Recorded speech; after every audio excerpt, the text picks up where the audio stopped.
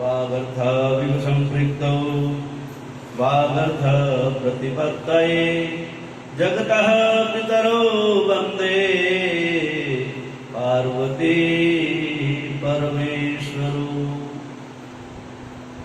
भगवान श्री रामचंद्र जी की जो रामायण की पोथी है, जब तुलसीदास जी बाबा लिखने लगे थे, उसमें दो शब्द आए हैं, भगवान गौरी शंकर को और माता पार्वती का ध्यान किया उन्होंने। वर्णानाम अर्थ संगानाम रसानाम छंदसामपि मंगलानाम च कर्तारो वंदे वाणी विनायको। ये तो गणपति भगवान जी का पूजन किया उन्होंने पहले। उसके बाद में श्रद्धा विश्वास रूपणौ, भगवान जी का नाम रखा गया है श्रद्धा और विश्वास माता पार्वती को, और भोले बाबा का नाम रखा गया श्रद्धा और विश्वास।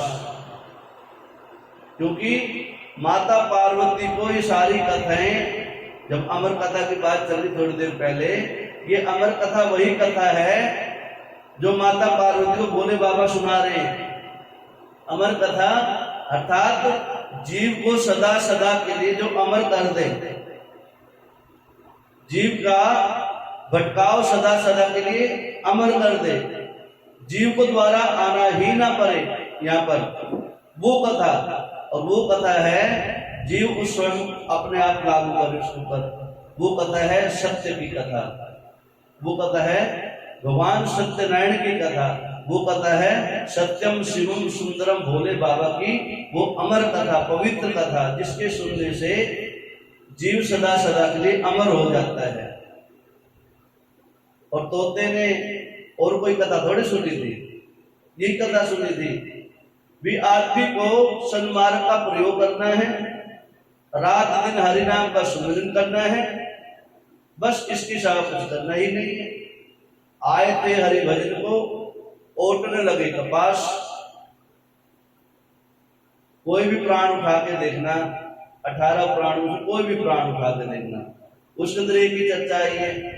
भगवान बार बार जीव को ये कहता है, अरे जीव किस लिए आया था, जीव को यहाँ भेजा किस लिए गया था। माता के गर्भ के अंदर जब जीव होता है, छोटा सा पानी का बुलबुला होता है ना, तो माता के गर्भ के अंदर पड़ा हुआ जीव हिलता रहता है। जब उसको ज्ञान प्राप्त होता है, वो घूमने फिरने लग जाता है अंदर, जिसे कहते हैं ना बच्चा सही है कि नहीं है, जिसको हम बोलते हैं अल्ट्रासाउंड करवा के आते हैं, सही व्यवस्थित है कि नहीं है। वो अल्ट्रासाउंड में क्या जरूरत पड़ी वहां पर, लेकिन नहीं, भगवान की कृपा से, भगवान की माया से उस जीव के अंदर सारी सारी इंद्रियां विकसित हो जाती है, और वो समझने लग जाता है कि मैं कहां पर हूं। और उसको साथ साथ में परम पिता परमात्मा देवादिदेव महादेव दिखाई देते हैं, और उनसे कहते महाराज मेरे को यहाँ इस गर्त में, इस नरक में क्यों भेज दिया।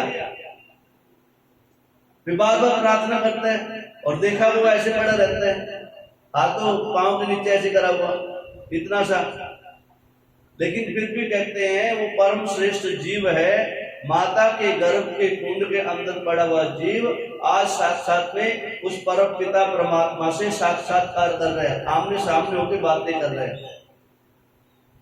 क्या कह रहे हैं, हे पिता, हे भगवान, हे महादेव, हे सर्वेश्वर, हे करुणा निधान, मैंने ऐसे कौन से पाप कर्म किए कि आपने इस कलयुग में, इस पाप कुंड में मेरे को पहुंचा दिया। और मैं कोमल जीव, मैंने कौन सा पाप कर्म किया था। पाप कर्मों का ही विधान है कि माता की योनि में, माता की गर्भ में आना पड़ता है जीव को। पुण्यदायी जीव जो पुण्य करता है वो तो सदैव कहता है प्रभु मेरे को यहाँ पर आना ही ना पड़े, और आना नहीं पड़े तो आपको अमर कथा सुननी पड़ेगी। अमर कथा कौन सी है, जो शास्त्र कहते हैं सदा सत्य बोलो, सदाचारी रहो, सत्य तपोनिष्ठ रहो, कर्मनिष्ठ रहो, सत्यनिष्ठ रहो, वेदों का आचरण करो, अच्छी संगति करो, अच्छे मार्ग का अनुसरण और अनुकरण करो, ये है अमर कथा।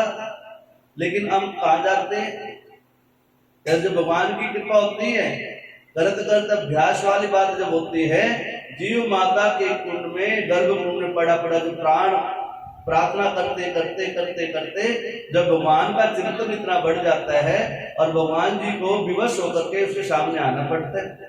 जो है तो जीव भगवान उस अविनाशी का ही एक अंश है। तालाब में से एक लोटा निकाल लो, तालाब का कुछ घट तोड़ गया, लेकिन जो लोटा जहां पर जाएगा उस लोटे के कांट से कईयों की प्यास बुझ जाएगी, तो शुक्राना करने थे उस तालाब का। तो ऐसे ही हम उस परमपिता परमात्मा के छोटे छोटे अंशी हैं। ट्रांसफार्मर देख के अपने पीछे लगा हुआ है, वहां से कई 3 कॉलोनियों की लाइट गई हुई है, वहां एक स्विच लगा हुआ है, तो स्विच को गिरा दिया जाए तो तीनों कॉलोनियों के अंदर अंधेरा छा जाता है। फिर जहां हम रहते हैं हमारे घर में अलग मीटर लगा हुआ है, मीटर के बाद फिर एक एमसी लगी हुई है, उसको गिरा दो हमारे घर की पूरी लाइट चली जाएगी।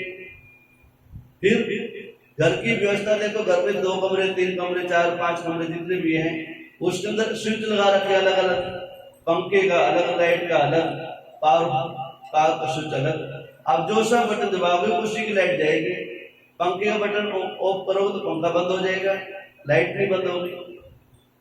तो ऐसे ही हम उस परमपिता परमात्मा के वहां से चले हुए छोटे छोटे जीव हैं, वहां से आते आते आते यहाँ तक बिल्कुल अकेले हो गए। तो परमात्मा अपने जीव को कभी नहीं भूलता। नारद जी, परमपिता परमात्मा नहीं भूलता, लेकिन जीव जो है यहाँ पर आकर मेरे को भूल जाता है, परमात्मा को भूल जाता है। और परमात्मा जब भूल जाता है जीव, तो परमात्मा की एक सुंदर एक माया है, मोहिनी माया है, सुंदर रूप गुण वाली माया है, और माया को भेजते हैं परमपिता परमात्मा, जाओ इनके ऊपर अपनी कृपा करो। माया का बंधन उस जीव को पकड़ लेता है, और यहाँ की जो माया है उस माया से मिल बैठती है काम क्रोध मद लोभ मोह ईर्ष्या द्वेष ग्लानि अहंता और महंता, ये घेर लेती है, फिर यहीं पर पड़ा रहता है। और जो प्रार्थना करके आया था, प्रभु मेरे इस गर्भ कुंड से बाहर निकाल दो, मैं श्वासों की माला से आपका नाम लिया करूंगा, सुमिरन किया करूंगा। 26,600 को श्वास यदि लेता है तो हर श्वास से जो है मैं नाक पकड़ के, नाक रगड़ के, कान पकड़ के आपसे प्रार्थना करता हूँ कि आपके नाम का ही सुमिरन करूंगा। लेकिन यहाँ आते ही सब कुछ भूल जाता है, जो नहीं भूलता उसे भुलवा दिया जाता है। कहते नारद जी, इस प्रकार से देवादेव महादेव की कृपा होती है। कहते हैं जब आपको अमर कथा का रसपान करना है, अमर होना है, तो उस अमर अविनाशी की, अजर और अविनाशी की कथा सुननी पड़ेगी। कहता है अजर अविनाशी कौन है? जो सदा सत्यम शिव सुंदरम है। ऐसे देवादेव महादेव है जो अजर है, अमर है, अविनाशी है, निर्विकारी है, गुणातीत है, गुणों के खान है, जिसका कुछ है नहीं, कुछ ने बनाया नहीं, लेकिन सब कुछ बनाया उसने है। जो दिखता तो है लेकिन दिखता भी नहीं है, जो जन्म तो ले लेता है लेकिन उसको अजन्मा भी कहते हैं, करता बहुत कुछ है लेकिन अकर्ता भी है, कारण भी है लेकिन अकारण भी वही है, सब कुछ वही है। अतः जो कुछ हो रहा है, सुख दुख जो भी है, उस अविनाशी की कृपा से ही होता है। हे नारद जी, जितनी इतना सच्चा ज्ञान जीव को प्राप्त हो जाएगा, उस जीव ने समझ लेना कि उस अमर कथा का रसपान कर लिया। गुरु शंकर भगवान की।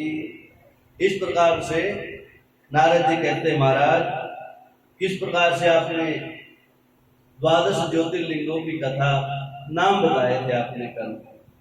कहते हैं ऐसे 12 ज्योतिर्लिंग स्वयं भू है, स्वयं भोले बाबा जहां पर विराजमान रहते हैं।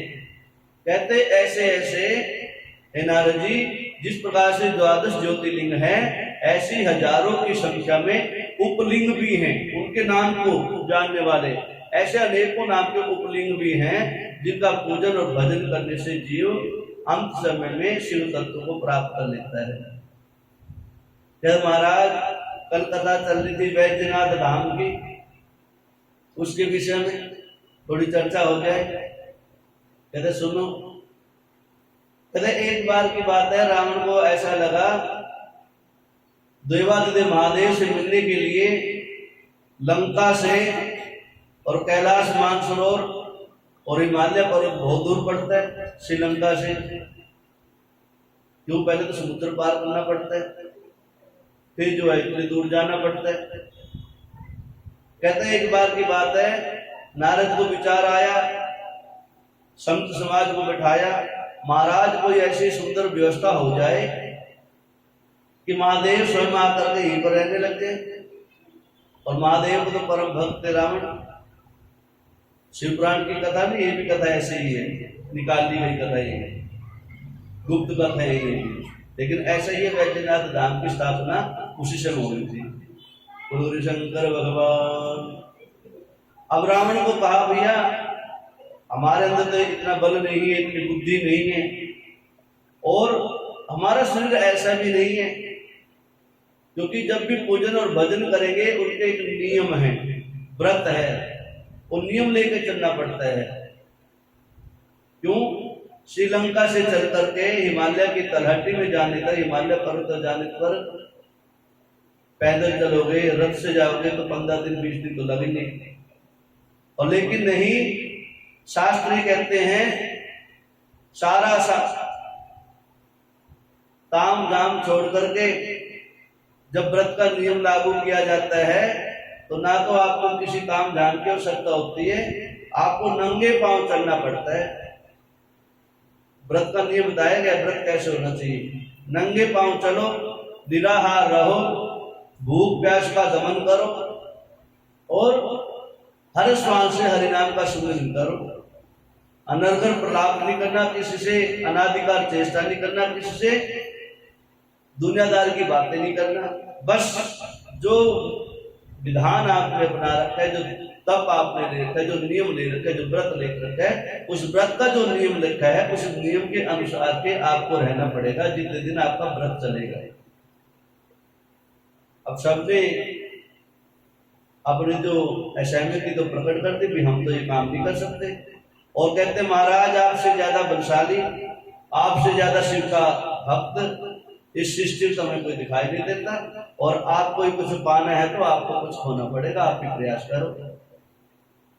कहते इस प्रकार से रावण देवादिदेव महादेव को मनाने के लिए चल दिए व्रत और नियम लेकर के, कि जब तक मैं भोले बाबा को स्थापित न कर लूं श्रीलंका के अंदर, जब तक भूख प्यास, बस पानी भी नहीं पीना, जल भी नहीं पीना, निराहार रहूं मैं। कठोर तप ले लिया रावण ने, और रावण को छोटा मोटा तो था नहीं, ले लिया तो ले ही लिया। चल दिए रावण, पहुंच गए कैलाश मानसरोवर भोले बाबा की नगरी में।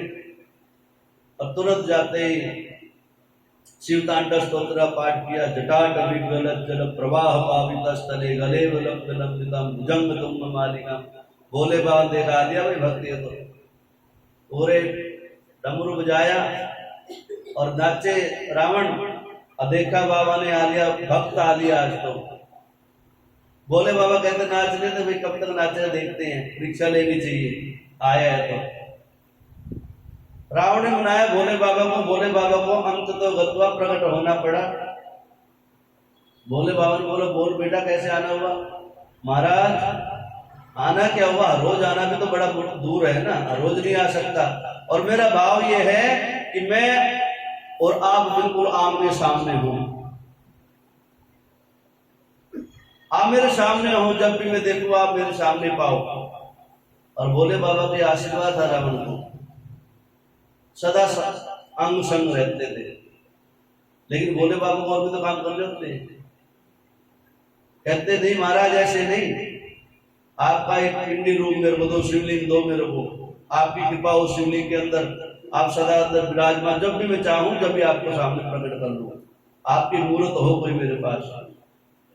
अरे भैया ऐसी बात है तो प्रयास कर। लेकिन एक नियम था, कहते भैया जब यात्रा चलते हैं, कावड़ जब उठा के चलते हैं, कोई ऐसा संकल्प लेके चलते हैं तो बीच में किसी प्रकार की सुसु पोटी वगैरह शंका दिल शंका लग जाए तो उस चीज को रखा नहीं जाता, जमीन में रखा जाता है, कंधे में रखा जाता है, या कोई ऐसी जगह रखा जाए जिसमें पृथ्वी का स्पर्श ना हो, हवा में लहराता रहे। और रावण की कृपा हुई भोले बाबा, तेरा भी ऐसे तो नहीं मूर्त रूप में जा सकते हैं, तो यहां से उठा ले कोई पत्थर, तो उठा ले यहां से पत्थर और मैं इसके अंदर सदा सदा, तो कैलाश मानसरोवर है, हिमालय की तलहटी है, या तो मैं सदा सदा विराजमान है, तो किसी पत्थर के हाथ लगा ले उसी में शिव दिखाई देंगे तेरे को। इतना विश्वास था। भोले बाबा कृपा ही। रावण बलशाली था, 10,000 हाथियों का बल था।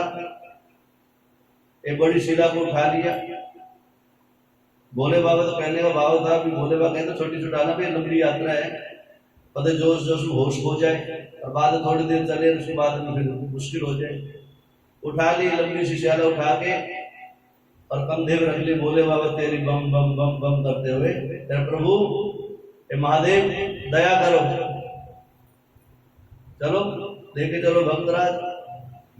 लेके चले, चलते चलते हिमालय की तलहटी से होते हुए हरिद्वार, गुरुकुल, कांगड़ी, कांगड़ी से सीधे सीधे प्रयागराज होते होते होते होते गंगा के किनारे किनारे सुल्तानगंज, सुल्तानगंज के आसपास में आके जो है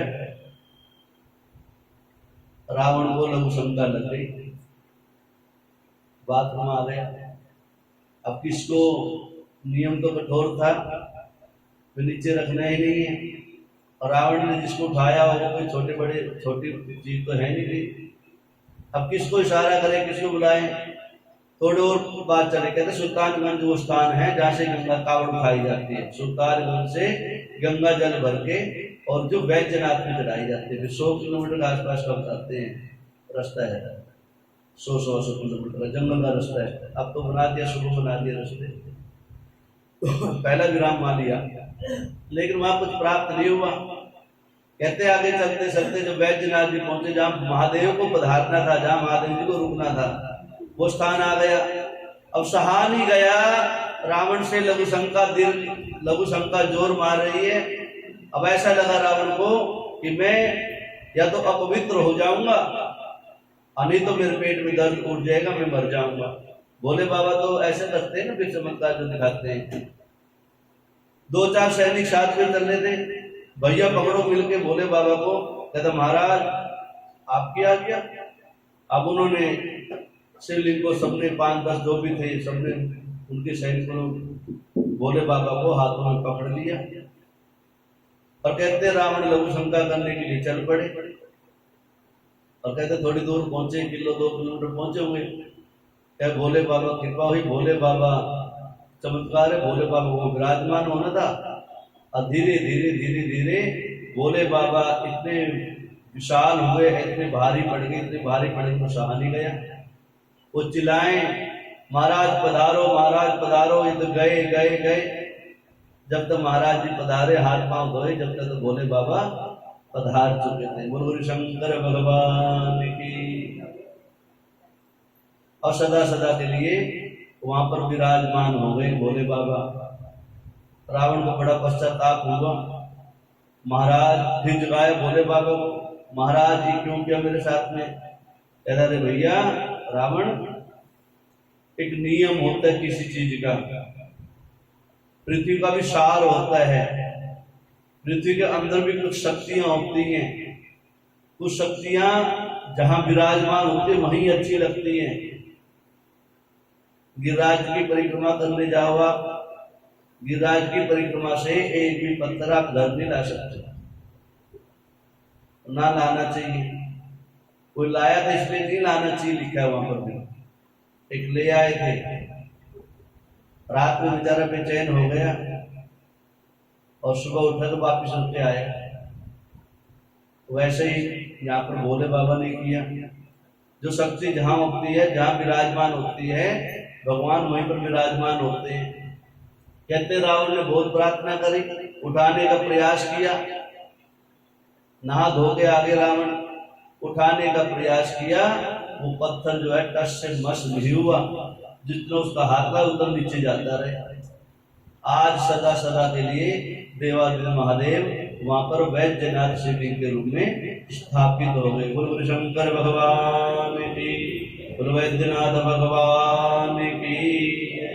कहते जो वैद्यनाथ शिवलिंग का दर्शन करते हैं और 12 ज्योतिर्लिंगों का दर्शन करते हैं, उनको मनवांछित फल की प्राप्ति होती है। नारद कहते इस प्रकार से अनेकों प्रकार के शिवलिंग स्थापित करेंगे, जिनका नाम कुंडलिंग नाम बताया गया है। उनके नाम से विख्यात हुए हैं। कहते महाराज इनका पूजन भजन कह रहे मनसा वाचा कर्मा के द्वारा जैसा भी भाव जागृत हो वैसे इनका पूजन कर लिया करो। जैसी व्यवस्था बन जाए तो यात्रा जा रहे तो प्रार्थना कर लिया करो। जब सुविधा हो भोले बाबा के शिवलिंग के पास स्थापित हो जल का लोटा चढ़ाओ, गंध पुष्प जो मिल जाए वो भोले बाबा को समर्पित करते रहो। और बस प्रसाद के रूप में थोड़ा सा कहते महाराज प्रसाद की बात आई क्या? प्रसाद हमने सुना है गुरु परंपरा के संतों से कि भोले बाबा के ऊपर चढ़ा हुआ प्रसाद निर्माल्य खाना नहीं चाहिए। कहते द्वादश ज्योतिर्लिंगों के ऊपर चढ़ा हुआ प्रसाद तो सबको पान कर लेना चाहिए। तो महाराज बाकी कहते हैं एक ही पत्थर से बना हुआ शिवलिंग और शक्ति यदि है, एक ही पत्थर से बना हुआ शिवलिंग और शक्ति है तो उसका प्रसाद नहीं खाना चाहिए। अर्थात दोनों एक ही पत्थर के बने हों। कहते महाराज फिर इसकी पहचान सरल है। एक तरफ नर्मदेश्वर है, एक तरफ काले पत्थर शिवलिंग है, भूरे पत्थर शिवलिंग है। एक पत्थर जो बने वो एक पत्थर है, एकाकार है, जो दो से विकार है। अर्थात जो नर्मदेश्वर है उस जैसे हमारे नर्मदेश्वर जी है, ये नर्मदेश्वर शिवलिंग बोलते हैं। हाँ पहले वाले अपने जो छोटे थे वो एक ही पत्थर के थे, वो पत्थर से बनाए जाते हैं। ये शिवलिंग बनाए जाते हैं, स्वयंभू होते हैं, अपने आप बनते हैं नर्मदा नदी में। इसका प्रसाद लेने में कोई दोष नहीं है। कितना प्रसाद लेना चाहिए ये बात आई है वहां पर। निरा ही पेट भरने के लिए प्रसाद नहीं होता, प्रसाद तो केवल पान करने के लिए होता है। जितना जो है प्रसाद अपने हाथ में आ जाए, एक हाथ में उतना प्रसाद लेकर के भगवान का शुक्राना करना चाहिए, धन्यवाद करना चाहिए। बाकी प्रसाद के रूप में बांट देना चाहिए सबको, इसका कोई दोष नहीं है। एक पत्थर से बने हुए शिवलिंग का प्रसाद खाने का दोष बनाया गया। जीव के द्वारा बनाया हुआ शिवलिंग दोष बताया गया है। स्वयं परमात्मा ये पंच तत्वों से बना हुआ शिवलिंग का कोई दोष नहीं। इसलिए ये शिवलिंग जो पंच तत्व से अपने आप बना हुआ है, नदी के द्वारा, पानी के द्वारा, पत्थरों के रगड़ खाता से स्वयं बना हुआ है। और ये तो भगवान का कथा ही पीछे ठीक है ना, स्वयं भगवान विराजमान है। बोलो गुरु शंकर भगवान की। कहते हैं कसाई शूद्र नीच जाति में पतित से पतित जीव भी यदि जीवन में द्वादश ज्योतिर्लिंगों का दर्शन कर लेता है ना, पतित अधम पापी ब्रह्म हत्यारा नीच से नीच कर्म करने वाला जीव यदि द्वादश ज्योतिर्लिंगों का दर्शन कर लेता है तो उसके ऊपर देवादिदेव महादेव की परम कृपा हो जाती है और सदा सदा के लिए शिव तत्व को प्राप्त कर लेता है। बोल गुरु शंकर भगवान की। क्या इस प्रकार से देवादिदेव महादेव की कृपा होती है। ऐसे महादेव है जो हर आम जनमानुष के ऊपर कृपा करते हैं, पतितों के ऊपर कल्याण करते हैं। क्योंकि कितनी कथाएं आई कि किसी चोर ने, किसी ब्रह्म हत्यारे ने, किसी के हत्यारे ने, किसी भ्रूण हत्या करने वाले ने भी इन कथा को सुना था, रात्रि जागरण किया था।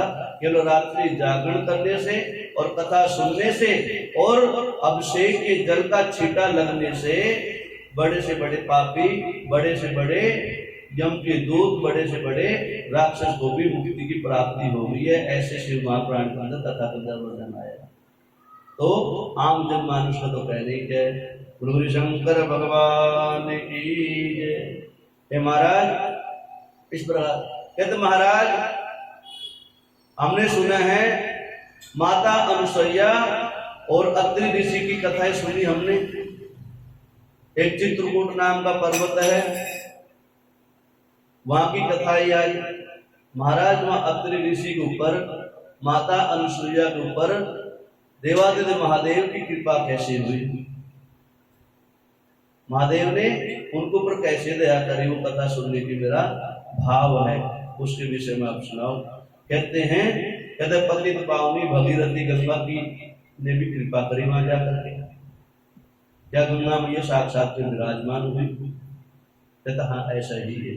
महाराज उस कथा का सुनने की हमारी इच्छा है। कहते वो शिवलिंग कौन सा है? अत्रीश्वर शिवलिंग नाम से विख्यात हुए महाराज। वहां पर जाके अत्रि ऋषि ने वहां स्थापना करी माता अनुसुईया के साथ में। कहते महाराज वो कथा हमारी सुनने की इच्छा है। पितामह ब्रह्मा कहते हैं नारद जी, त्रिकूट नाम का जो पर्वत है जिसको चित्रकूट कहते हैं हम लोग, त्रिकूट चित्रकूट जिसे कहते हैं और मदगयंद नाम का एक शिवलिंग है वहां पर, ब्रह्मा ने उसकी स्थापना करी थी। मदगयंद नाम की शिवलिंग की प्रार्थना करी थी। और कहते हैं त्रिकूट पर्वत पे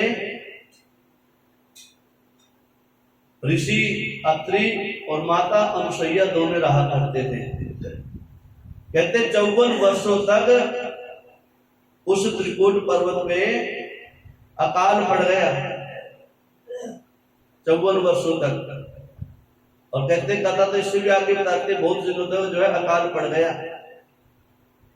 जब अकाल पड़ गया, एक दिन माता अनुसुईया ऋषि की अत्रि की अपने पति की सेवा कर रही थी और चारों तरफ जो है आम जनमानुष के अंदर त्राही त्राही मच गई। खाने पीने के लाले पड़ गए, पानी तक भी खत्म हो गया उस पर्वत का। पशु पक्षी कीट पतंग हर जीव के लिए रहना मुश्किल हो गया। कहते उस समय माता अनुसुईया ने अत्रि ऋषि से प्रार्थना करी, महाराज आप तो यशस्वी हो, आप तो धर्मनिष्ठ हो, कर्मनिष्ठ हो, आप तो यज्ञ पूजन भजन सब जानते हो, तो ऐसा क्या कारण बना कि इस पर्वत के ऊपर जो है इतने समय से वर्षा नहीं हुई, और वर्षा नहीं होगी तो कोई वनस्पति भी नहीं होगी। महाराज कोई ऐसा उपाय करो। अब अत्रि ऋषि ने देखा माता अनुसुईया की इच्छा है और आम जनमानुष का कल्याण करने के लिए संतों ने सदा तप किया। कहते हैं देवी यदि ऐसी इच्छा है तो मैं कुछ न कुछ ऐसा उपाय ढूंढता हूं जिससे इस त्रिकूट पर्वत के ऊपर हरा भरा हो जाए, सुंदर व्यवस्था हो जाए, वर्षा होने लग जाए, इंद्रदेव प्रसन्न हो जाए, देवादिदेव महादेव खुश हो जाए।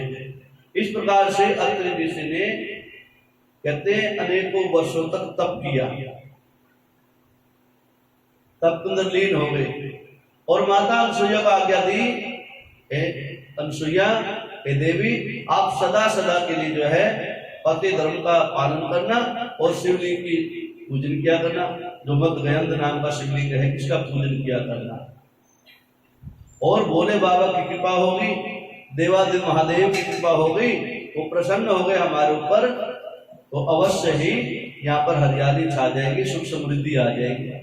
बोल शंकर भगवान की। अब इस प्रकार से उस त्रिकूट पर्वत के पास में एक कामक नाम का वन है, कामक, जहां काम को जीता जा सकता है, जहां बड़े बड़े ऋषि महात्मा लोग तप किया करते थे।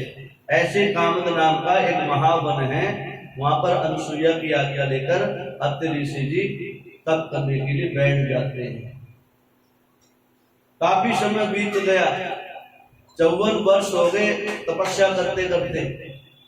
माता अनुसुईया रात दिन अपने पति की सेवा करती और शिवलिंग का पूजन किया करती, और जैसी व्यवस्था थी वहां पर भोले बाबा का नाम का ओम नमः शिवाय मंत्र का जाप किया करती और रात दिन यही मांगती, हे महादेव आपकी कृपा हो जाए, इस पर्वत पे आनंद ही आनंद हो जाए, इस पर्वत पे हरियाली छा जाए।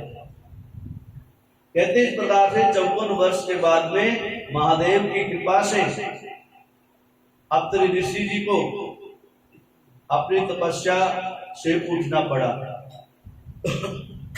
मानो उठे, आंख खोली, और आंख खोली तो जब माता अनुसुईया सेवा कर रही थी उस समय आंखें खोली तो माता अनुसुईया से बातें करने लगे, अरे देवी आप अभी तक पूजन और भजन में लगी हो।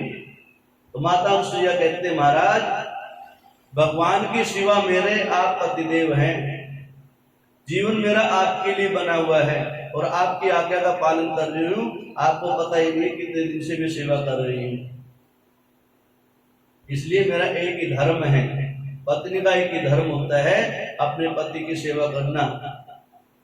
और महाराज आपकी आज्ञा थी, शिवलिंग का पूजन करती हूँ जैसा मेरे को व्यवस्था बनती है, और आपकी सेवा में रात में लगी रहती हूँ। कभी आपकी समाधि में कोई विघ्न उत्पन्न न हो जाए, आपकी तप के अंदर कोई कष्ट न हो जाए।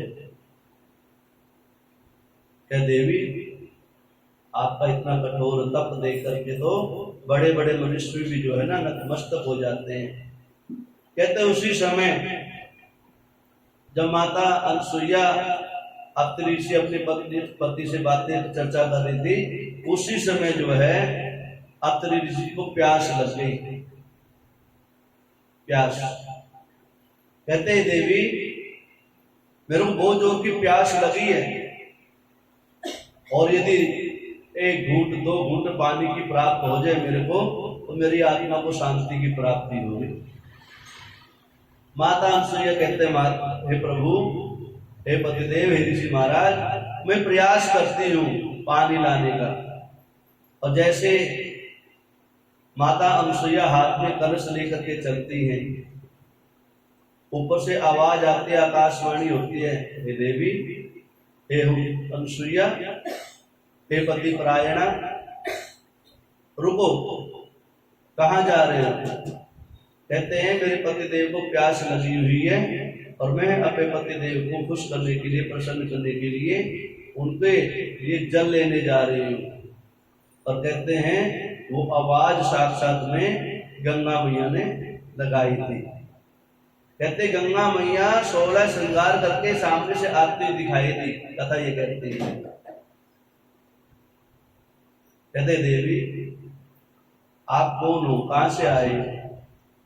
रहे पति की प्यारी, पति की सेवा करने वाली तपस्विनी, मैं गंगा हूं।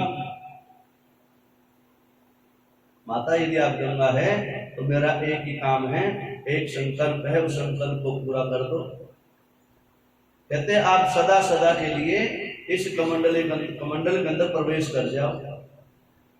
गंगा मैया कहते हैं इस कमंडलों के अंदर तो प्रवेश नहीं करूंगी, लेकिन ये जमीन का जो खड्डा है इसके अंदर में सदा सदा के लिए विराजमान हो जाती है, और आप यहाँ से जल भर लेना। गंगा मैया की कृपा होती है। गंगा मैया एक खड्डे के अंदर, एक हाथ का खड्डा था बस, उसके अंदर समाहित हो जाती है, और कहते जा इस जल को लेकर के अत्रि ऋषि को पान करवा दे, अर्थात उसकी प्यास बुझा। अब इस प्रकार से माता अनुसुईया कमंडल को भर के लेके जाती है। अत्रि ऋषि कहते महाराज ये लो जल पान करो। अब अत्रि ऋषि ने देखा था 54 वर्ष से पहले ही, क्योंकि ऋषि ने तपस्या जब करनी आरंभ करी थी जब सूखा पड़ गया था, अकाल पड़ गया था, और 54 वर्षों तक जो है ऋषि ने तपस्या करी, अर्थात उससे 10, 20, 50 साल पहले तक जो है अकाल पड़ा हुआ था। ऋषि ने कहा देवी इतना सुंदर, इतना निर्मल, इतना श्रेष्ठ जल, इतना सुस्वादु जल कहां से लाई? कहते ऋषि महाराज ऐसे ऐसे साथ में गंगा मैया विराजमान हुई है, और ये सुंदर जो है गंगा माता का जल है, पवित्र जल है ये, इसको पान करो। आज स्वयं ऋषि महाराज ने जल का पान किया है, और ऋषि महाराज माता अनुसुईया को साथ में लेकर के उस जगह पे पहुंचते हैं जहां पर गंगा मैया विराजमान हुई थी। कहते उसी समय देवादिदेव महादेव और अन्य लोग से आए हुए सारे देवता आकाश मार्ग से जब अत्रि ऋषि गंगा मैया का पूजन कर रहे हैं, माता अनुसुईया के साथ में गंगा मैया की प्रार्थना करते हैं। और क्या प्रार्थना करते हैं गंगा मैया? यदि आप हमारे ऊपर खुश हैं, हमारे तप से खुश हैं, आप सदा सदा के लिए यहाँ विराजमान हो जाओ, यहाँ से जाना नहीं आपको, हमको यह आशीर्वाद दो आप। कहते हैं जब इतना गंगा मैया से प्रार्थना करी ऋषि महाराज ने, माता अनुसुईया ने, तो गंगा मैया आज सदा सदा के लिए उस त्रिकूट पर्वत पर विराजमान हो गई, और देवादिदेव महादेव ने आकर के स्वयं माता पार्वती के साथ में वहां पर विराजमान हो गए। और कहते हैं वो शिवलिंग, कहते हैं अत्रि जी आप इस गंगा मैया के किनारे ही अपनी जो कुटिया है उसके पास में ही एक शिवलिंग का निर्धारण करो और गंगा मैया के जल से हर रोज अभिषेक किया करना। इसके अभिषेक करने से गंगा मैया की कृपा हो जाएगी और हम स्वयं मैं पार्वती के साथ में सदा सदा के लिए यहाँ पर विराजमान हो जाऊंगा। बोलो श्री शंकर भगवान की। इस प्रकार से कहते हैं अत्रि ऋषि के द्वारा माता अनुसुईया के द्वारा देवादित्य महादेव स्वयं प्रकट हुए और गंगा मैया सदा सदा के लिए विराजमान हो गई।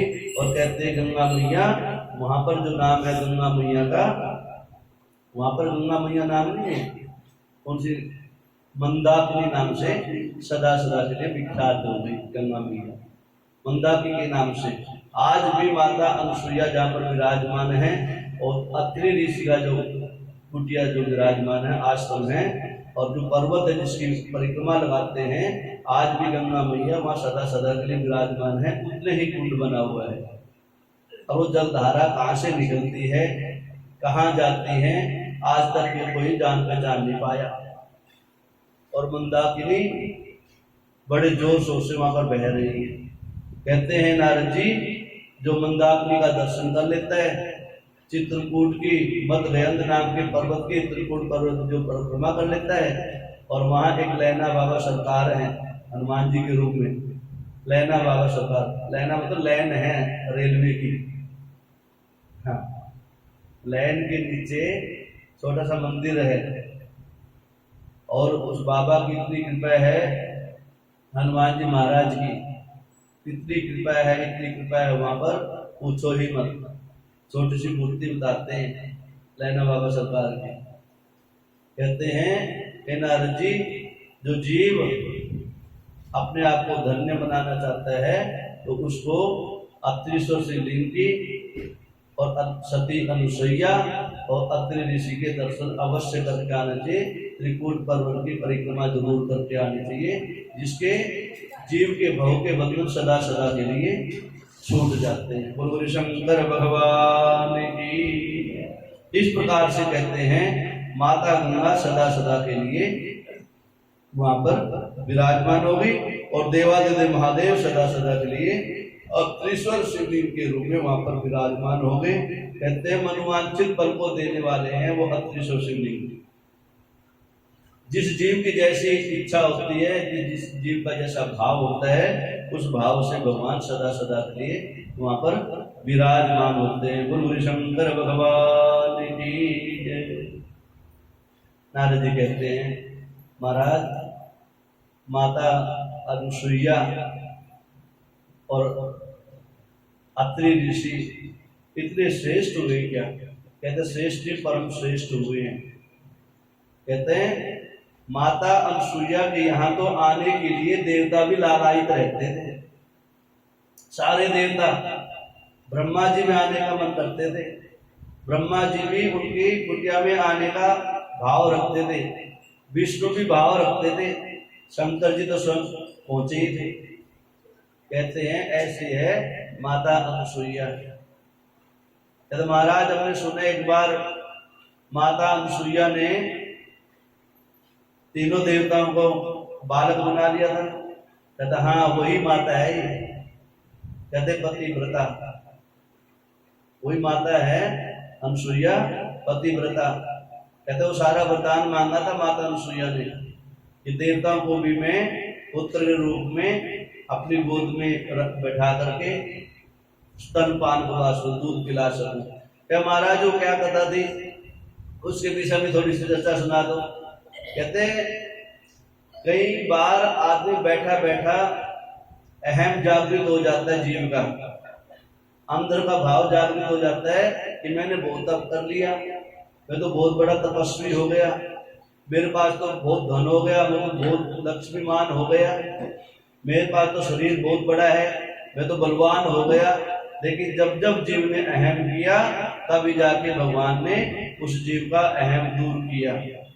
कहते तो जीव की बात है, कहते भगवान का भी, भगवान को भी अहम हो जाता है कई बार। तो इंद्र को तो कई बार अहम हुआ, इंद्र का तो मान वर्धन कितनी बार किया भगवान ने। कहते महाराज फिर ऐसा क्यों हुआ? कहते एक बार की बात है, चर्चा चलती है भी कौन बड़ा और कौन बड़ा, मान बढ़ाई आपस में करने लग जाते हैं। कहते हैं सप्त ऋषियों के द्वारा कथा बनाई गई। सप्त ऋषि माता अनुसुईया के पास मिलने के लिए आए। सप्त ऋषियों ने माता अनुसुईया का पूजन किया, प्रार्थना करी, जगदम्बा हे माता आपकी कृपा हो जाए तो हम भी पवित्र हो जाए। माता ने सबको आशीर्वाद दिया। कहते उस समय में विष्णु जी भी, ब्रह्मा जी भी, शंकर जी स्वयं पधारे हुए थे वहां पर। माता अनुसुईया की दिव्य शक्ति को देख करके सारे देवता विराजमान हुए। अच्छा, कहते लेकिन जब ब्रह्मलोक को ब्रह्मा जी पहुंचे, विष्णु को विष्णु जी पहुंचे, शिवलोक के शिव जी पहुंचे, तो उन्होंने देर से आने का कारण पूछा। ब्रह्माणी ब्रह्मा जी से, रुद्राणी ने रुद्र से, और लक्ष्मी जी ने नारायण से पूछा महाराज कहाँ गए थे। कहते देवी आज उस परम पतिव्रता, उस दिव्य शक्ति, उस माता अनुसुईया के दर्शन करके आए हैं, जिसका ये गान जो है देवता भी गाते हैं, ऋषि संत माता और आदि चिंतन करते हैं। कहते उनका तो नाम ही बहुत बड़ा है। कहते ऐसी ऐसी माता हुए इस भारत लोक के अंदर। कहते महाराज उनकी क्या गाथा है ऐसी। कहते हैं वो पति परायण है, उनसे ज्यादा अपने पति की सेवा कोई नहीं कर सकती। कैसे? ऐसे तो बहुत है। अहिल्या को नाम सुना, अहिल्या द्रौपदी तारा, द्रौपदी हुई, तारा हुई, कुंती हुई, मंदोदरी हुई, लेकिन माता अनुसुईया कहलाई। ये तो 5 तो कन्याएं कहलाई है, लेकिन माता अनुसुईया तो माता कहलाई है। महाराज ऐसी क्या उनके अंदर, ऐसी क्या विशेष गुण उनके अंदर? तेरे गुणों को तो कह नहीं सकते, लेकिन जो है हमें विश्वास हो गया। कहते नहीं ऐसा नहीं हो सकता। थोड़ी थोड़ी ईर्ष्या हो गई अंदर से, लक्ष्मी जी को भी, ब्रह्माणी को भी, रुद्राणी को भी। देखने का मन कर गया कि माता ऐसी कौन सी माता है। कहते महाराज आप लोग कहते हो कि है भी ऐसी। कहते है जब भी तो कह रहे हैं, कुछ तो होगा ही। जितना कह रहे हो उतना तो 50% तो होगा ही। कहते हैं उनकी परीक्षा ली जाए। आज भगवान मानो कहना चाह रहे हैं स्वयं अपनी देवियों के द्वारा कि देवी की परीक्षा ली जाए। ठीक है, तीनों देवी कह रहे महाराज इनकी परीक्षा लो माता जी की। जब आप इतना गुणगान कर रहे हो पता लग जाएगा सच्ची में पतिव्रता है कि नहीं है। तेरा बोलो, तेरा पहुंचो आप। रुद्राणी ने रुद्र को बोल दिया, ब्रह्मा ने ब्रह्मा जी को बोल दिया, लक्ष्मी ने नारायण को बोल दिया। परीक्षा लेकर आज तीनों अलग अलग आ गए परीक्षा लेने के लिए। इंद्र आदि लोग भी आते, सारे आते लेने के लिए परीक्षा तो, लेकिन इन तीनों की कथा आई। पहुंच गए, ब्राह्मण के रूप में पहुंच गए। संध्या का समय था, प्रदोष काल था। प्रदोष की कथा पवित्र इसलिए मानी गई है ना। प्रदोष काल की कथा के पवित्र इसलिए मानी गई है। प्रदोष काल के अंदर कई बार जो मन के अंदर यदि काम भाव भी जागृत हो जाता है या मनसा वाचा कर्मा के कारण कोई दोष लग जाता है, तो थोड़े से ही प्रयास करने से उस दोष को मिटाया जा सकता है। प्रदोष का ये भी महत्व होता है। पूरे सुबह से लेके अभी तक का जितना हमने पाप कमाया है मनसा वाचा कर्म के द्वारा से, थोड़ा से पूजन और भजन करने से, 2 मंत्र पढ़ने से, 1 माला फेरने से, भोले बाबा को निवेदन करने से पूरे दिन का पाप शमन हो सकता है। इसलिए कहा है ना, प्रातः धियानो रात्रि कृतम पाप नाशयति, सायं धियानो दिवस कृतम पाप नाशयति। पूरे दिन के पाप प्रदोष समय में नष्ट हो जाते हैं। रात्रि कालीन किए हुए पाप ब्रह्म मूर्ति पूजा के अंदर समर्पण करने से नष्ट हो जाते हैं। इस शिव की पूजा बताएगी है। सभी देवताओं की पूजा के विधान है ये वैसे, लेकिन सच्चे मन से समर्पण कर दो। अब तीनों देवता चले, ब्रह्मा जी ब्रह्मलोक से, विष्णु विष्णुलोक से, शिवलोक से शिव जी चले। ब्राह्मण का रूप धारण करके आए, अलग जगाई, अलग रंजन। भोले बाबा ने बोला देवी है क्या कोई? ऋषि लगे हुए थे तपस्या में, समाधि माला फेर रहे थे। देवी घर पे थी। आओ महाराज कैसे पधारना हुआ, भिक्षा चाहिए। अब देवी ने देखा अभी तो रसोई भी नहीं पकी, ये तो कोई निराली भिक्षा मांग रहे हैं। आओ महाराज आए तो भिक्षा तो देंगे ही, अंदर पधारो, अंदर नहीं पधारना, फिर बाहर, फिर ऐसे भिक्षा थोड़ी मिलती है। आश्रम में बैठोगे, पाद प्रक्षालन करेंगे, पांव धोएंगे, टीका करेंगे, जब तक संत महात्मा जी संध्या बंदन करके उठ जाएंगे, माता देवी ऐसे नहीं, आपसे भिक्षा चाहिए, आप ही भिक्षा दो। जब तक विष्णु जी पहुंच गए, भिक्षाम देही माता भिक्षाम देही, आओ महाराज आप भी आओ, आओ अंदर। कहते नहीं, ब्रह्मा जी पहुंचे, माता भिक्षाम देही, महाराज तीन आ गए, देख तीनों आ गए। अब तो आओ महाराज क्या भिक्षा चाहिए? तीनों का एक ही स्वर था, माँ देवी ऐसी भिक्षा नहीं चाहिए, ना अन्न चाहिए, ना जल चाहिए, ना धन चाहिए, ना वस्त्र चाहिए, ना कुटिया चाहिए, ना बंगला चाहिए, कुछ नहीं चाहिए। तो चाहिए तो क्या चाहिए? आपने जो इच्छा है मन इच्छित फल की प्राप्ति करो, आप करो, बोलो। कहते हैं माता हमको वो भिक्षा दो जो आज तक किसी ने नहीं मांगी हो। भी मांगने वाला बताएगा कि क्या इच्छा है, मांगो। कहते माता हम चाहते हैं आप जो है हमको तीनों को अपना स्तनपान करवाओ, दूध पिलाओ वक्षस्थल से। देवी कहती है अहो भाग्य हमारे, लेकिन भिक्षा जो दी जाती है ना पात्रों को दी जाती है। करता है ना दान देने की परिभाषा, दान तो दान ही, जिसको दिया जाए दान उसको दिया जाता है। सहयोग आप किसी में कर सकते हो, भंडारे किसी को खिला सकते हैं, लेकिन दान की जहां परिभाषा आई तो दान की जो देना चाहिए, जिसको गुरु को देना चाहिए, ब्राह्मण को दे, दान तो नहीं जाएगा। भिक्षा देने वाले पात्र का होना चाहिए, मतलब उसके अंदर वो भाव होना चाहिए, उसके अंदर वो गुण होना चाहिए। अहो भाग्य महाराज आप पधारे, और आप तो संत महात्मा हो। संत से क्या शर्म, ब्राह्मण से क्या लज्जा, गुरु से क्या लज्जा, वैद्य से डॉक्टर से क्या लज्जा। डॉक्टर यदि कुछ पा लिया, ब्राह्मण से कुछ पा लिया, गुरु से कुछ पा लिया, तो आपके जीवन में कष्ट दूर हो ही नहीं सकता। इसलिए पेट में दर्द है तो वैद्य को बोलना पड़ेगा, पेट पे हाथ फेरना पड़ेगा, यहाँ मरोड़ी आ रही, यहाँ मरोड़ी आ रही, छूना ही पड़ेगा डॉक्टर को लेके, वो तांत मुड़ा जो भी होता है, जब तक पता ही लगेगा कहाँ पर ऐंठन हो रही है। और भगवान तो ये कहते हैं ऐंठनी तो ठीक करनी है जीव की। महाराज भिक्षा में आपको आप पधारो। कहते नहीं वचन लो पहले। मैं बिल्कुल आपने जैसे कहा वैसे ही वचन दिए, मैं बिल्कुल अपने वक्षस्थल से ही आप तीनों को दूध पान करवाऊंगी, जैसा आपने कहा वैसे ही करवाऊंगी, लेकिन मेरी भी एक छोटा सी रिक्वेस्ट है। तेरे बोलो देवी आप ऋषि महात्मा, लंबी लंबी दाढ़ी, सफेद दाढ़ी है, लंबी लंबी जटाएं हैं, माने धान रख रखी है, त्रिपुंड धान कर रखे हैं, ऊर्ध्वपुंड लगा रखा है, त्रिखंड लगा रखा है, और मेरी अवस्था और आपकी अवस्था में तो बहुत फर्क है, ठीक है ना।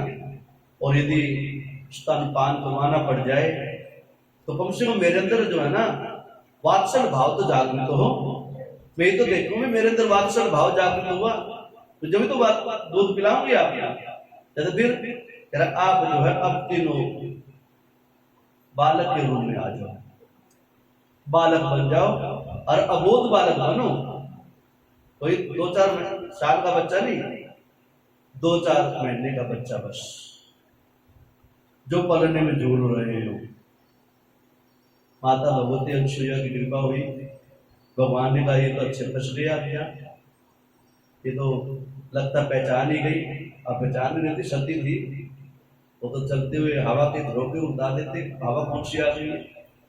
क्योंकि जिसने सब कुछ पांचों कर्म इंद्रिया, पांचों ज्ञान इंद्रिया जिसे अपने वशीभूत कर रखा हो तो उसको सब कुछ पता होता है। अब विवश हो गए, भिक्षा चाहिए तो आपको कुछ ना कुछ करना पड़ेगा ना, बैठना पड़ेगा आश्रम में। चलते चलते थोड़े महाराज जी लो दक्षिणा ले लो, महाराज जी दे दो दक्षिणा, ऐसे नहीं। प्रसाद लेने का, प्रसाद देने का, प्रसाद पाने का, प्रसाद बनाने का, प्रसाद को खिलाने का और प्रसाद पवाने का, सारे नियम होते हैं। इसलिए आसन सुंदर लगाया, बैठो महाराज, चरण प्रचालन किए, आसन दिया, आसन जल पे चिंटा दिया, बैठो महाराज और सुंदर रूप धारण करो। यदि या तो आप संत नहीं हो, और संत हो तो संत के पास तो शक्ति होती है जो रूप चाहे धारण कर लेंगे, बनो। या फिर संत नहीं हो आप, जो जिस रूप में उस रूप को दिखा दो। और संत तो कहते ज्ञानी होते हैं, ज्ञानी होते हैं, तपस्वी होते हैं, मनुष्य होते हैं, उनके पास सब शक्ति होती है। और आप शक्तिशाली हो तो फिर आसन में बैठो, और आसन में बैठोगे तो मेरे सामने जो है, मैंने जो है ना अभी नया नया पलना बनवा रखा है, वो इंतजार कर रहा आप लोगों का। बस अब भगवान विवश हो गए, इसलिए कहते हैं ना, कभी कभी भगवान को भी भक्तों से काम पड़े। जाना था गंगा पार, केवट की नाव चढ़े। और कहते हैं भगवान सदा भक्त के बस में होते आए। बस में हो गए माता अनुसुईया के, तीनों ने बालक रूप धारण किया। अब माता ने तुरंत तीनों को नहलाया, धुलाया, टीका लगाया, चंदन लगाया, खड़े कर सुंदर वस्त्र पहनाए, तुरंत तैयार करके और तीनों को दूध पिला पिला के पलना में झुला रहे हैं। जब तक अत्रि ऋषि जी की समाधि खुल गई। जब भगवान आए तो अच्छे अच्छे समाधि खुल जाते हैं। अत्रि ऋषि ने देखा, अरे अनुसुईया आज कहाँ गई? देखा अंदर जो है ना पलने में जो है ना तीनों लल्लाओं को झूले झुला रही हैं। सो जा मेरे लाला, सो जा मेरे लाला। तीन लाल आ गया आज इकट्ठे। बिना मांगे मुक्ति मिले, मांगे भीख है, ये कहते हैं। बिना मांगे कई बार जो बहुत कुछ मिल जाता है, मांगने से भीख भी नहीं मिलती कई बार। माता से पूछा रे अनुसुईया, ये क्या महाराज पता नहीं 3 संत आए थे, फिर कहता फिर आप तो समाज में लगे थे। अरे देख तो लेते कोई घर में आया है, मुझे पता था कौन अचानक कोई टपक जाएगा। कहते फिर कहते इन्होंने ऐसे ऐसे कहा मेरे, तो मैंने तो बोल दिया। फिर क्या, इनको बनना पड़ गया बालक। भगवान अत्रि ऋषि ने ध्यान लगाया, अरे महाराज तीनों आ गए आज तो, या तो एक नहीं आते थे, या तीनों आ गए। देखा उधर माता ब्रह्माणी, उधर रुद्राणी, उधर लक्ष्मी जी बेचैन हो रही बेचारी। 6 महीने बीत गए माता का दूध पिलाते पिलाते, 6 महीने हो गए। 2 दिन की आज्ञा लेके गए थे, देवी मीटिंग में जा रहा हूँ, शाम तक आ जाना। फोन कर दिया, आज मीटिंग नहीं हो पाई, कल अटेंड करेंगे, कल शाम तक आ जाएंगे। 1 दिन 2 दिन, महीना 2 महीना होता है, बात चलती है। ब्रह्मलोक खाली, रुद्रलोक खाली, विष्णुलोक भी खाली, उधर लक्ष्मी प्रशांत, ब्रह्मांड में रुद्रांश सब प्रशांत।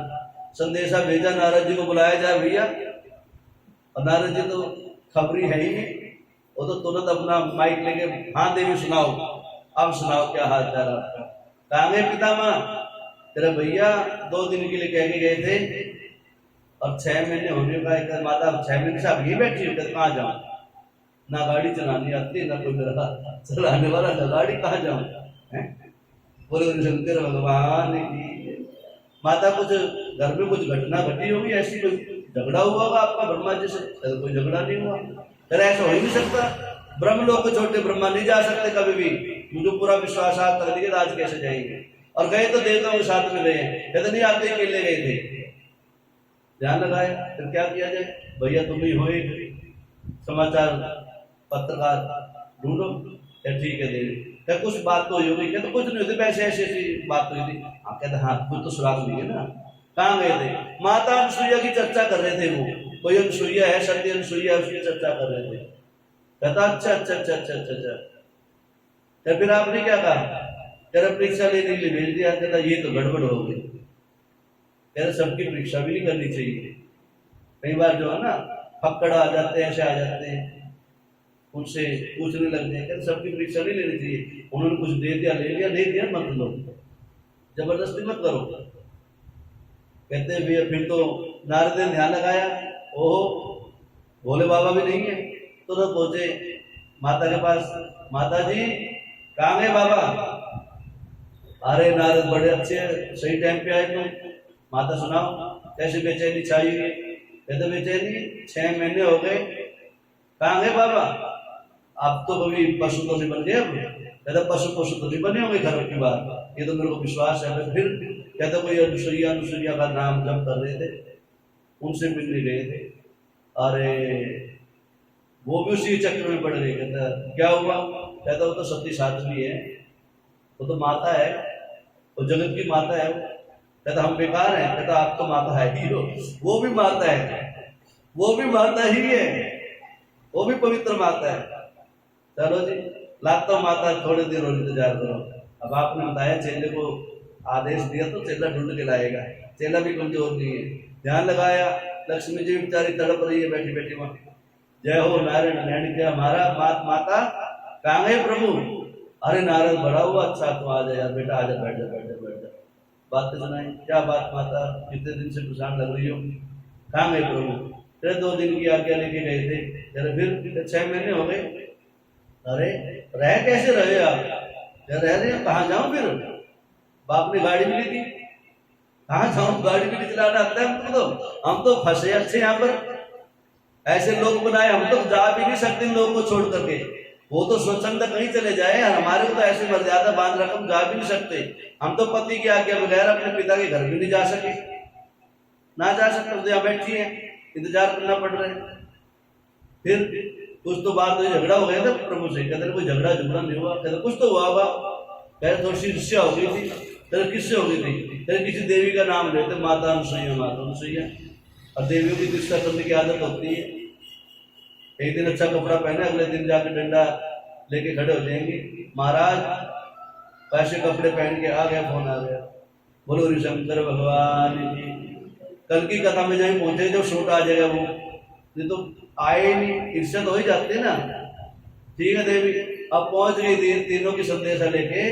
कहते माताओं आप चिंता मत करो, इकट्ठा कर लिया माताओं को, तीनों को, आप चिंता नहीं करो और मैं खोज करता हूँ, मैं ढूंढ के लाता हूँ, और मुझे पता है वो कहां पर मिलेंगे। नारद जी पहुंचे अत्रि ऋषि जी के पास में। ऋषि महाराज की जय हो, हे देव ऋषि कृपा करो। महाराज कहां से आना हुआ? अरे कहां से आना हुआ?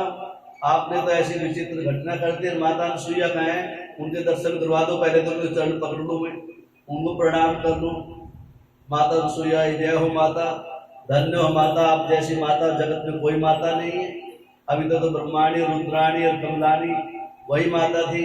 आज पता लगा आपके चक्र में तीनों माता परेशान है। हे जगदम्बा कृपा करो इन बच्चों को पर, छोटे छोटे लल्ला को पर, लल्ला को पर। कहता और क्या? कहता कहां से गए? त्रिलोकी का भ्रमण करके आ गया। कहता फिर को समझा के आया उनको कुछ? क्या समझा के? मैं कुछ नहीं आया, मैं तो उनको बोल के आ, मैं लेके आता, ढूंढ के आता हूँ। अत्रि ऋषि जी बैठे, माता अनुसुईया बैठी, तीनों लाल झूला झूल रहे हैं, आनंद ले रहे हैं। अच्छा वो भी ऐसे हैं, वो भी चाहते थे ऐसे भक्त मिले हमको। हमको दूध पिलाने वालों का जन्म ही नहीं हुआ कभी। न ब्रह्मा जी का जन्म हुआ, न हमको माता का दूध पिलाया, न रुद्र का जन्म, न हमको माता का दूध पिया कभी, न विष्णु ने दूध पिया कभी जन्म लेके। वो कहते हैं आज एक हमारी भी माता है जिसका हम जब दूध पान कर रहे हैं। कहते 1 साल तो रहेंगे तो हमारे पास। नारद कहते महाराज यहाँ ये नौटंकी छोड़ो, हाँ, और वहां वो देवी परेशान हो रही है, दूध के चक्कर बैठे रहो, ये तो माता पिलाती रहेगी और मान लो ठीक है ना, लेकिन वो माता परेशान हो जाएगी। आज अत्रि ऋषि ने जो है कहता प्रभु आप कृपा करो, बहुत दिन हो गए, 6 महीने कम नहीं होते, और वो जगदम्बा बैठी है वहां पर, उनका भी तो कुछ भाव होगा, उनके पर कुछ कृपा करनी है। या फिर क्या करें? अब तीनों एक रूप धारण करो, अब तीनों अपनी शक्ति यहाँ पर विराजमान करो, तीनों का एक रूप बना दो। कहते हैं तो माता का शक्ति है। माता अनुसुईया ने जल का छींटा दिया तीनों बच्चों पर, तीनों का एक रूप बन गया, जिसको नाम रखा गया दत्तात्रेय जी महाराज। दत्तात्रेय भगवान दत्तात्रेय जी हुए, तीनों का रूप एक बना के भगवान दत्तात्रेय जी पैदा हुए। प्रभु शंकर भगवान की। आज जो है भोले बाबा और विष्णु जी, ब्रह्मा जी, माता और अत्रि ऋषि को शुभ आशीर्वाद दे करके और माता का नमन करके बंधन करके आज सदा सदा के लिए माता की संज्ञा दे करके, हे जगदम्बा, हे अनुसुईया, हे अत्रि ऋषि, जो आपका पूजन करेगा, आपकी इस कथा को सुनेगा, आगे सुनाएगा, उसके घर के अंदर तीनों ही भगवान ब्रह्मा विष्णु महेश सदा सदा के लिए उसके घर के अंदर सुख समृद्धि की कृपा किया करेंगे। बोलो हरि शंकर भगवान की। इस प्रकार से कहते हैं नारद जी आपने ये काम किया वहां पर।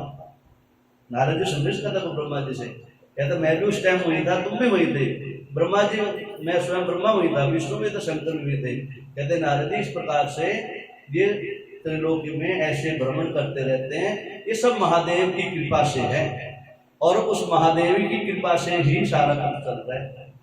कि महाराज दत्तात्रेय जी तो अत्रि ऋषि इतने श्रेष्ठ मुनि, कहते माता उनसे इतने कहते देख लो ना, ब्रह्मांडी रुद्राणी तो अपने आप में सोचती थी हम ही सब कुछ है, लेकिन उनसे भी कहीं परे, उनसे भी कहीं शक्तिशाली पति परायणा, पति की सेवा करने से कहते जो स्त्री रात दिन के पति की सेवा लग रहते, पति को सर्वस्व मानते, पति को भगवान मानती है, तो सती अनुसुईया का नाम लेकर के अपने पति की सेवा करो तो उसके जीवन में किसी भी प्रकार की कमी नहीं रहेगी।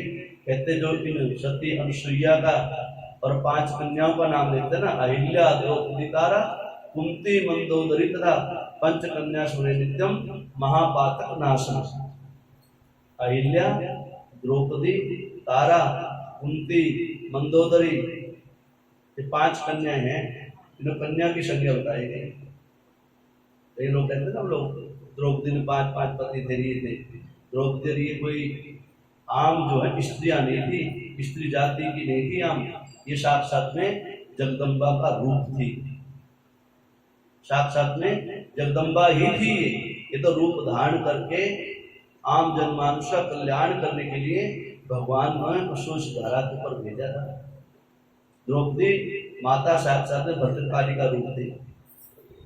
बाबू जी ने बताया कि सुनाएंगे अपनी बार, द्रौपदी जब अपने स्वयंवर में बैठी होती है, कुटिया में बैठी होती है, गुरु शंकर भगवान की गुप्त रहस्य है जो बता रहा था मैं, ये सारी बातें जो इन शास्त्रों में ऐसे नहीं मिलेगी, अलग अलग शास्त्रों में निर्णय है। ब्रह्म वैवर्त पुराण के अंदर बताया है कि माता द्रौपदी काली का रूप थी, साक्षात काली थी, आम जो है स्त्री नहीं थी। प्रभु शंकर भगवान की। कहते इस प्रकार से हे नारद जी, देवादिदेव महादेव ने आम जनमानुष के ऊपर कृपा करने के लिए अनेकों रूप धारण किए और अनेकों उपलिंग नाम से शिवलिंग स्थापित किए। कहते हैं उनके अंदर जो है एक नंदिकेश्वर शिवलिंग भी बना।